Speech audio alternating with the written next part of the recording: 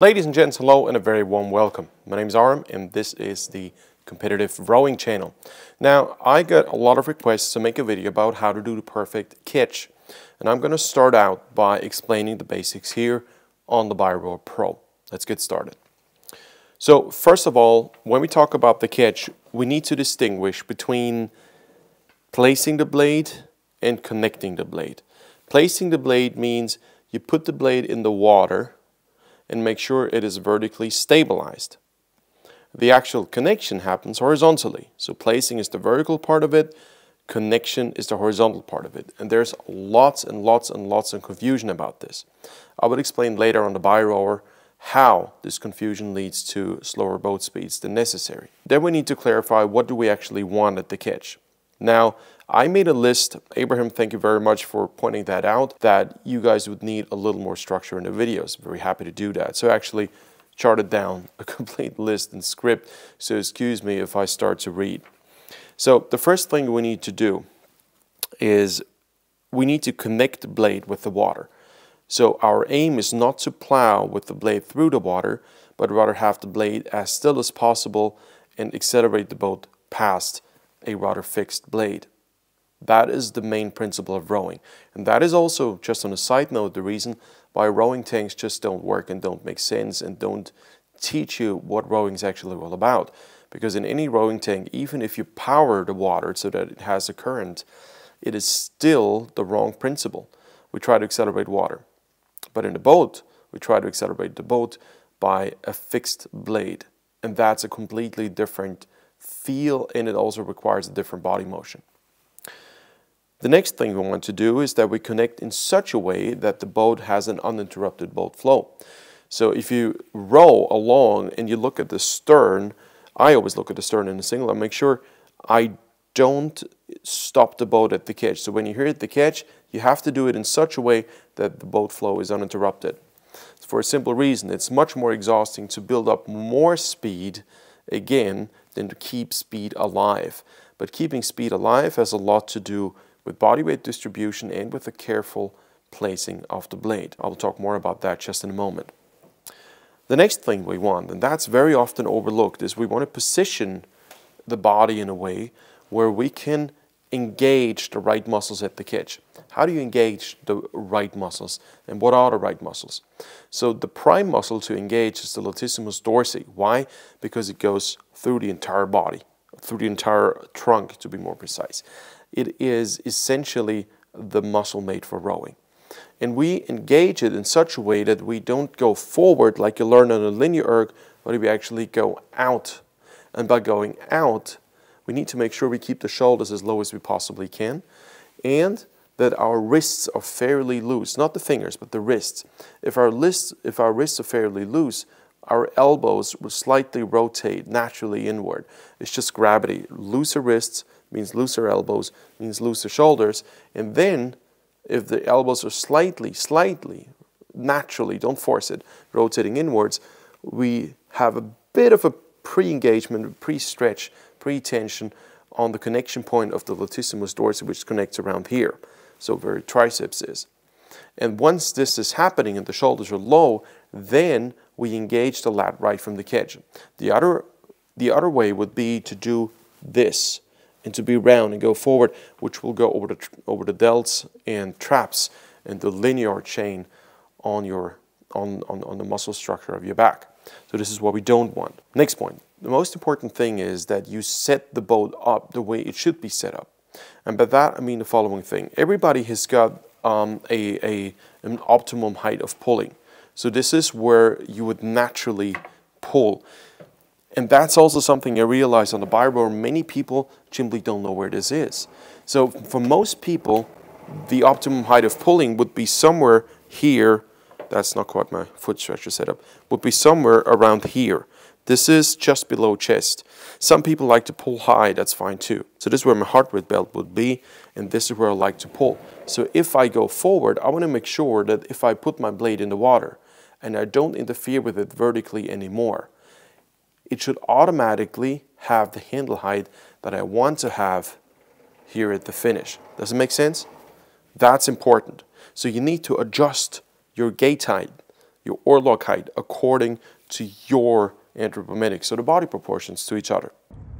So in order to determine how your gates should be set, let's go to the finish. Square your blades in the water, and if you let the blades float where they naturally float, the handles should be just as high as you want them to be. This should be your ideal pulling height. Jakob, is this the case? I think it's a little bit too high. Okay, so you would need to set your boat a bit lower. So to sum it up, at the catch, we want to make sure the boat doesn't stop to move. If it stops to move, it's just unnecessary expenditure of energy. We want to make sure that the body is positioned in the right way. And we want to make sure there's as little slip as possible on the blade. By that I mean the following thing. If your hands go up and down, and this is what many people do, at the catch the hands will go up too high, the blade will go too deep, then the blade will come back, and around mid-drive you're here. That means two things. A, every time the blade moves vertically, there is massive slip on the blade. So essentially, you can imagine it this way, although physically it's a bit different. But you can imagine it this way, that there's a water bubble on that blade. And of course, we're talking about pressure differences. Somebody pointed this out on YouTube and said, you have no clue about wrong, It's like an airplane. I agree completely. But it's not just a matter how it is, it's a matter how you describe it. That's more important to me. I'm talking about an athlete's and coach's perspective, because I've been in both shoes. The idea is that the blade should lock on. It only locks on if it's vertically stabilized. So you want to get the blade to be vertically stabilized as quickly as possible. You don't want that bounce. So a lot of people refer to the catch as something, oh, you just drop in the blade. Okay. I want you to do the following drill. I want you to go into, let's start with the finish position, okay, or any position in the middle. Just look at your blade and let it drop. If you let the blade drop, it will bounce back. Why? Because the blade goes too deep and then it's being pushed back. Until, if you let it float naturally, it will be just a couple millimeters above the water surface. This is where you want it to be. You go into a comfortable position at the finish. And now you square your blades and you let them rest in the water where they would naturally rest. Just make sure your boat is stable. Don't interfere vertically, as little as possible, vertical interference. You see, there's just the top edge of the blade out of the water. The rest is in the water. Okay, Jakob, do the same thing, please, at half slide. Okay, and now do a gentle pull. Okay, ideal, thank you. As I'm editing this video, I realized that I forgot to mention something quite significant. You see that Jakob's blades are actually going deeper as he starts to apply force, and that is intentional and normal. These blades are designed to be just underneath the water surface the moment they have connection. So we need to distinguish. We want to place the blade in such a way that it rests naturally where it should be resting. And with the horizontal connection we are applying, it sucks itself right into the water so that it's fully submerged, but not deeper than necessary, if that makes sense. So we're going from that much above the water surface to fully submerged, but not more than that. And this will happen automatically. This is something you probably won't even see, because in a regular stroke, you've got this wash in, which shouldn't even look like a wash in, but more on that just in a moment. So if we let it drop at the catch, what happens is the blade will bounce back. So we don't want that.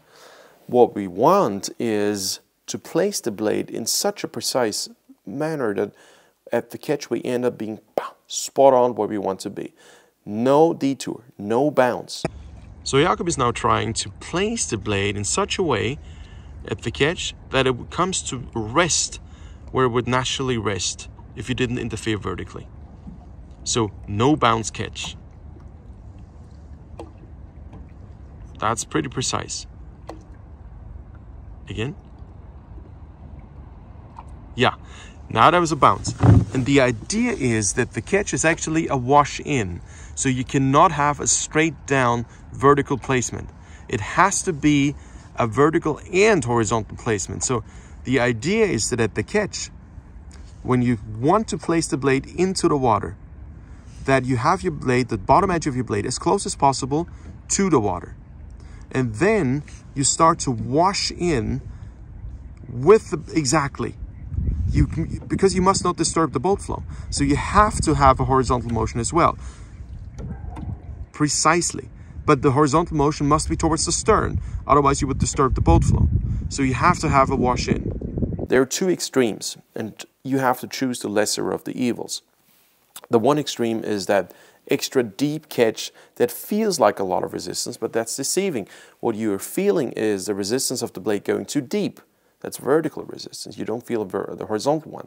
The horizontal resistance usually sets in here, and this is when all the load of your carbon environment hits you at once. And this is when you start to feel the overload, because you're looking for resistance, your blade is going up and down, your legs push hard, nothing happens, or not as much as you want. You bend your arms, and all of a sudden the legs going full throttle, you find connection on the outside, boom. And this is when the upper body is overwhelmed. And this is when either arm starts to bend, shoulders go up, upper body starts to pivot, seats start to slide. You will find all kinds of ways how bodies naturally cope with this. And I'm deliberately not talking about how people cope with this, but it's the body's reaction. This is something that happens subconsciously as a self-protection mechanism, if you want to put it that way. Okay, so we've established we don't want to interrupt the boat speed. We want to make sure the body's positioned the right way. And we want to make sure that the blade has as little slip as possible. And that is only possible if we directly engage the blade and place the blade vertically so that it doesn't change its vertical position naturally. And we can focus on horizontal work.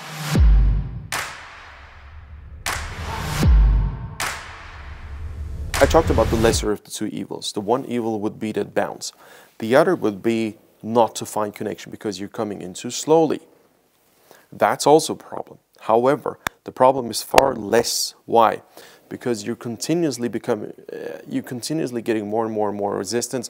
It's not that all of a sudden kind of resistance as you have with the bounce. And in the last video I made, which was about the world's best rowers, talking about Imogen Grant and Helen Glover. When I refer to Helen Glover, you can see how slowly she brings the blade in. See this difference in blade work here between 3 and 1? 3 is Helen Glover. She starts to connect with the leg drive. And that's what I'm referring to. There's always going to be a bit of a wash-in. It has to be. You cannot place your blade vertically and then think, oh, it's going to be all right. You will stop the boat. And she understands so well how to keep the boat going, how to keep the float alive. You see how slowly she brings the blade in. And some people comment and say, well, it's actually not that effective. The point is what it does to the body. It is more effective because the body can better handle the resistance. This is why it's more effective. A deep and hard catch is overloading the body, and it's something that would lead to early fatigue and injuries and less boat speed. I know that some people row this style deliberately and they're fast. Mahé Drysdale was one of them. The question I ask myself is, how fast could he have been with a better catch? But then again, never change a running system. And Drysdale was the fastest rower in the world at some time with that very same technique. So apparently for him it worked. The question is, could he have been faster? And I think if he had learned this different technique at an earlier stage, possibly. But that late in his career, I don't think it makes any, or didn't make any sense to change it. So I personally choose the lesser of the evils, namely a slow approach, if you have to choose an evil at all. The way I want the catch is a precise placement with a horizontal motion in progress. You cannot place your blade vertically and then start to pull. This would interrupt the boat flow. So what we want is a bit of a grab.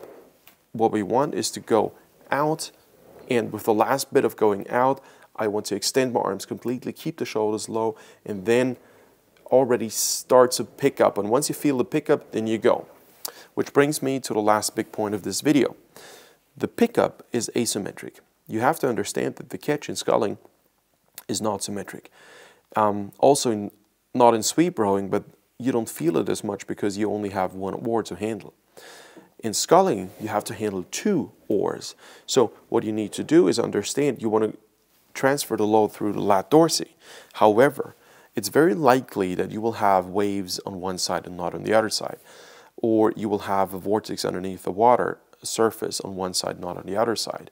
Or you will have wash, which is a combination of both from another boat, only on one side, not on the other side. Sometimes you feel it, sometimes you don't. And what happens is, if you aim to have a symmetrical catch and you just don't feel it, and you go with your legs hard anyway, this is when the boat starts to swivel, and this is when you need to overturn. So it's important to understand and tell yourself at the catch, it is okay that you will catch asymmetrically. The question is, how do you compensate? How do you compensate that one side of the boat is already have the connection, the other one not? And I see it this way, that you use your chest bone as an axle, and you start to feel, okay, now I'm connected. And mid-drive, this is when you should be connected, and this is when the upper body swing engages, okay? So regard to catch is something that is predominantly asymmetric, and most experienced scullers will actually have an asymmetric catch on purpose, subconsciously, because you don't want to hurt your knuckles. So you don't want to scratch your knuckles bloody, so most people do a catch, I exaggerate now, like this. And then they overpower with the left, and the boat always goes like this. So I see this a lot with people who are in a biro for the first time. The way the biro works is that there are 2 independent oar handles. They were completely independent from each other. And there's one joint resistance unit, which is exactly like in the boat. The thing is, and look at the force curves now. The moment I start to catch earlier with one side, the left force curve, the green one, just doesn't pick up anymore. See this? The moment I start too early with the right side, the left one looks a lot weaker. Why is this happening? Because I'm taking away resistance. And a lot of people then tell me, hey, the machine's broken. I said, no, it's a technique. Now you say they're my technique. My apologies. If you start ahead with one hand earlier, then you will take away resistance. No, this can't be so. Okay, just reverse it. And then I ask these people, start with the left hand ahead. Oh, really? There's nothing now on the right side. See, you just took away resistance from the other side. And some people say, well, should I row right over left? And now this has better curves. The reason why this has initially better curves is that you're outside your muscle memory pattern. And that's important. For the first time, you start to feel and sense what's going on. This is why any change of motion at the catch will be beneficial for a start. This is why some coaches ask you to row with your hands here or with your hands here on the outside, not just on the oar handle. And there's one bonus thing you can do on the bar rower, and I do this quite a lot. I let people row cross hands. And if you do cross hands, A, your shoulders for the first time experience the required mobility, which you completely forget on the linear erg, and B, you understand also physically that you're going around pins. It's a perpendicular motion. It is not a linear motion. Okay. Now, how do you make this happen that you connect quickly? And that's the last point of this video. You've placed the blade, your body's prepared, you understand that the catch is asymmetric. Now you want to make sure that you connect as effectively as possible. And in my humble opinion, this works by engaging the lats dorsi. I've made a video about this, and I'm going to link it in the description below, and I recommend you watch this next because it explains a lot of the things that I'm referring to right now. And the way you engage the latissimus dorsi is that at the catch, you keep your shoulders low. I referred to this in the last video that I recorded on the world's best rowers, where I said, okay, try to make your lat wide and now bring your shoulders up, which makes your lats narrow again, if that makes sense. So if you keep your shoulders low, you can engage your lat. And one more thing, because I just talked about the perpendicular stroke. To me, it works best if I'm at the catch that I don't just start to pull, but I make sure that my handle heights are as stable as possible, not just based on where the blade is. but based on my hip joint and lat. And this is what the Bioroad teaches you very well. If you're at the catch, you need to be vertically absolutely dead stable. Your hands cannot go up. And a lot of people do this, especially when they try to have extra reach at the catch. They go forward and deep. And digging deep means there's a lot of weight on your hands.